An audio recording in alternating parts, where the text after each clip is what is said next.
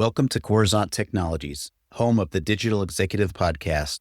Do you work in emerging tech, working on something innovative, maybe an entrepreneur? Apply to be a guest at www.coruzant.com/brand. Welcome to the Digital Executive. Today's guest is Tarek Saab. Tarek Saab is the CEO of Texas Precious Metals, a Texas-based precious metals company operating at the intersection of capital markets, e-commerce, and physical asset custody.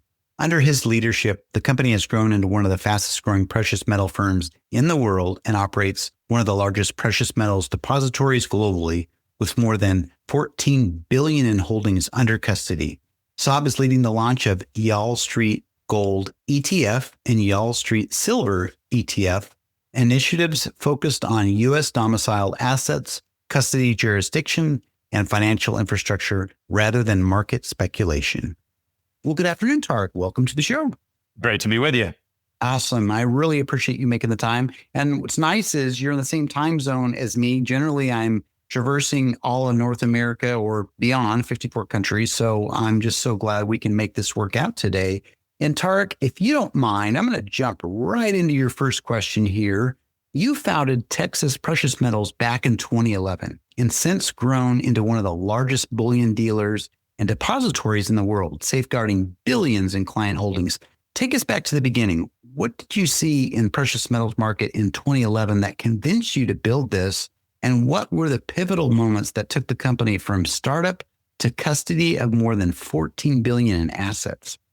Well, the precious metals industry was very antiquated, even as late as 2011. We were late to the online e-commerce space, largely because shipping metal all over the country, high value packages, was very difficult logistically and challenging from an insurance standpoint. So we really pioneered some special relationships with UPS and FedEx to be able to create an environment where people could safely and securely order metals online. The turning point for our company really occurred in 2018. That is when we launched our depository. We had a 3-year goal to get 50 million in assets under custody. And within the first 3 years, we had 300 million. And then we decided we had no choice but to build a state-of-the-art facility. And we researched depositories all over the country, incorporated best practices. And today we have one of the most technologically advanced facilities in the world. That's awesome. And I was reading up on that. I just can't believe it. I think Fort Knox is jealous at this point, but no doubt. And it's amazing. I just, growing up as a kid, I saw a jeweler, jeweler. He'd bring jewelry to the church or whatever. And he was always carrying a gun. And I was like, wow, this is interesting. Mm-hmm. But to do what you're doing is amazing. And I know obviously technology and everything else has changed in that time, but really like how you did pioneer in this business. You brought this process to safely transport all these precious metals in a way that customers can actually participate in it. Traditionally, it's, again, going back to Fort Knox. I know you know the deal, no pun intended, but you've done some amazing work, and this growth and scaling forced you to build your own facility. So I think that's awesome. So thank you. Tarek, your central insight with the Yall Street ETFs is that many of the largest physically backed gold and silver ETFs custody the majority of their metal in London or some of their foreign jurisdictions. You've said for too long, Americans who wanted physical bullion and an ETF had no choice but to store that metal in a foreign vault under a foreign law. Why does the location of the metal matter so much to investors who may have never thought about where their ETF's gold actually sits? I would say largely prior to, say, 2019, it mostly didn't matter. We lived in a very globalized world, and it's certainly the world that you and I grew up in. I think what changed, it started really with COVID and then the immediate aftermath with the supply chain disruptions, and then certainly with the geopolitical wars that have broken out, both with Russia and Ukraine in the Middle East. And then recently is with the tariff issue in terms of getting metal from one country to another. As you know, not every country can produce gold and silver. And we began realizing that there were certainly jurisdictional challenges with where the metal was located. What many people don't realize is that more than 95% of all the metal back in US ETFs is actually held overseas, and more than 85% of that held in London. And part of the reason is the infrastructure simply wasn't in place to be able to effectively have the liquidity necessary to service the capital markets. And that's what we've spent the last 15 months doing, is building out that infrastructure, building out the depository network, building out the relationships with the bullion banks to provide the necessary liquidity so that 100% of all the metal backing these ETFs is now domiciled in the United States. And for many investors, that's a concern going forward. Absolutely. We've seen a lot just in the last few years. You and I growing up, we saw some things, but we always felt we were in this protected in our bubble. But so much has happened since COVID, geopolitical instability, all these wars that, as I call the forever wars that keep going on. You talked about where the precious metals are stored overseas. I think you said 95%, which is crazy. If I might add also, is simply that in 2022, when the United States kicked Russia off of the SWIFT system, it really was the financial shock heard around the world.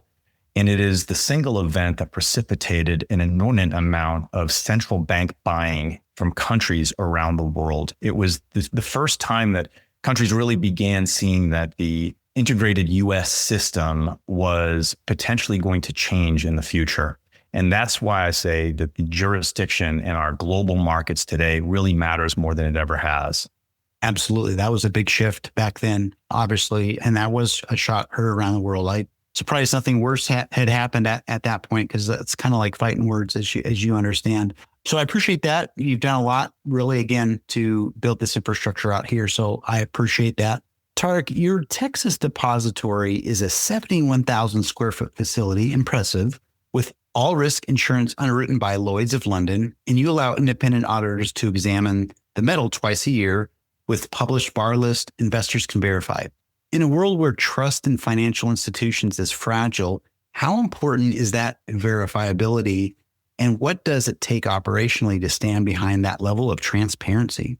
Well, it's extremely important, and investors who are buying precious metals are typically doing so because they view it as an insurance policy. And so for that reason, having the auditing function is so vitally important. What many people don't realize is that oftentimes the facilities that lose metal, it's not because of theft necessarily, it's because of poor accounting practices. So one of the things that we implemented early on was a requirement for segregated storage. So every single account in the facility is segregated from the other. There is no unallocated pool or any form of exposure to metal that is not individually held.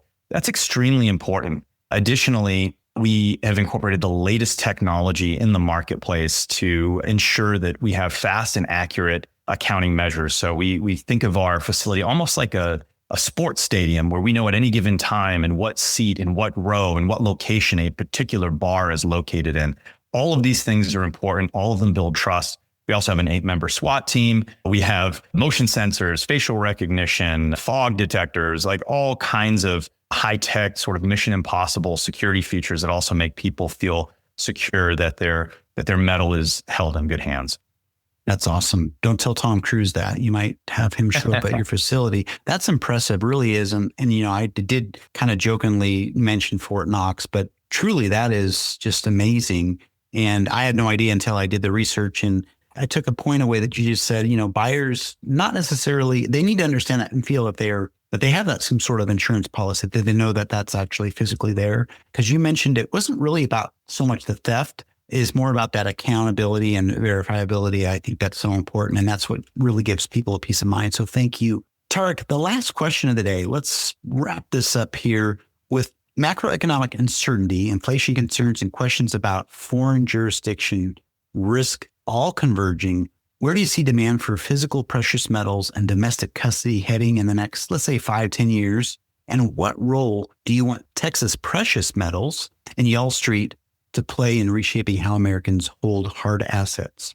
Sure. Yeah. Speaking as the CEO of Texas Precious Metals, just expressing my view here in that capacity, we believe that we're in the early innings of a major super cycle in all commodities, not just precious metals.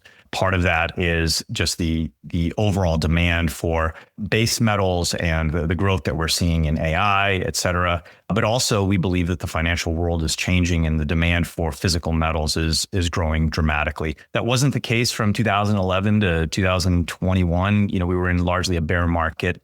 But now we see the early innings of this new super cycle, as I mentioned. As far as portfolios go, I mean, many people don't realize that over the last 25 years, gold has outperformed the total return on the S&P 500 by almost 2x. And there's zero correlation between the two assets. And so we believe that gold has a role in every portfolio, and our place in the market today is really bridging the gap between the physical retail market and the capital markets and providing easier access for people to gain exposure to metals as we look out into the future. Awesome. Thank you. Certainly the time that you and I grew up in certainly changed. And as you mentioned, you believe you're in a different era, different space at this time. The financial world is certainly changing, all kinds of stuff going on. And obviously we've all seen it, and I've been part of that. Demand of this precious metal just keeps growing. But you're playing an important role here. Not only were you a pioneer, but you're continuing to move us into the future. You're bridging that gap between retail and financial markets. You're helping there. And I really appreciate that and all your insights you've shared today. Thank you. You're welcome. It was such a pleasure having you on today, and I look forward to speaking with you real soon. Thank you so much. Bye for now.